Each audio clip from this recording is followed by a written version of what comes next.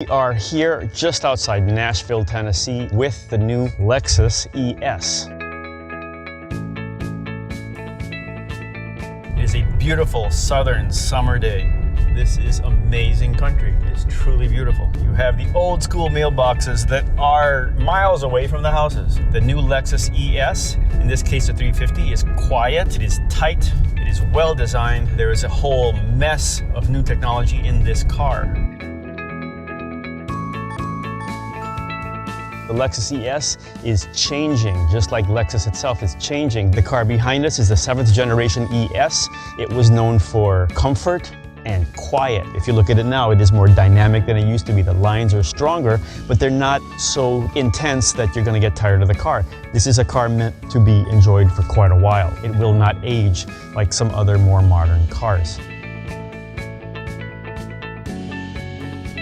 Visually, it's very interesting. You have new processes and new designs. You have things coming up into the car. You have layering here. You have bolstering on the sides, which in some ways makes the car feel like you're being cosseted a little bit more. It's kind of like you're not driving a car so much as you're living in a space that's kind of moving forward.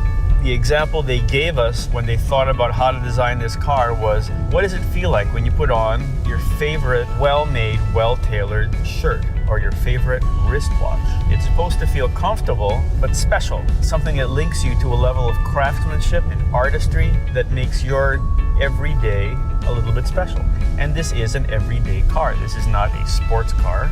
This is not a roadster. It is a 5-seater. It's extremely comfortable. This is an everyday car for all the things you do. It's supposed to make your day a bit more special.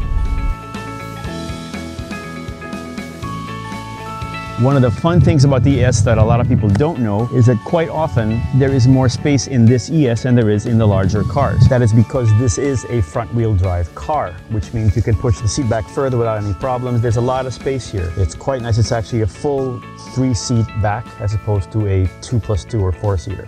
Everything is very cool about this car. They have new engines, they have new technologies, they have new platforms for suspensions, but they're still not going full-on F-Sport with this car yet. We also changed the geometry setting of the suspension. In the front, we added the front caster. And in the back, we changed the pickup point height of the trailing arm of the rear suspension. So what that does is if you hit the brakes abruptly, it works as an anti-dive, anti-pitch to basically maintain the posture of the vehicle. We're gonna go from, let's say, 50, 60, and we're gonna brake hard.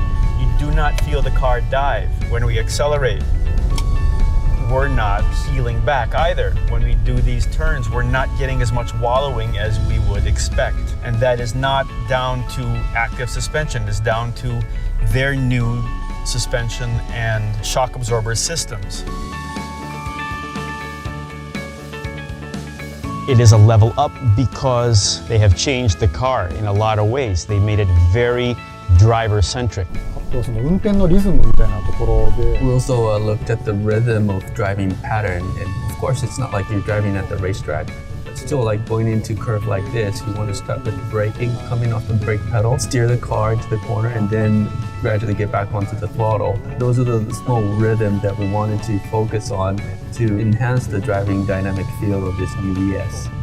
The whole idea is to make the experience much more easy on the driver. The end result is the driver is less fatigued. Lexus is pushing the boundaries here in everything, including setting up wheels to reduce noise. They actually developed a channel inside the wheel that will help absorb vibration and noise. One of the other things they did here is they have a heads-up display that's a bit wider. You see more information. So you now have, if you so desire, the upcoming turn, you will have your speed and you'll have the speed limit, which is very useful when you're pushing this car. And you do want to push this car because it's a fun car to drive. On the highway, it's relaxed, but on the twisty roads we had coming up here, you could move it around a little bit and you wouldn't get a lot of sway. So you're not losing the fun of the car, but you do have a higher level of comfort and relaxation and luxury.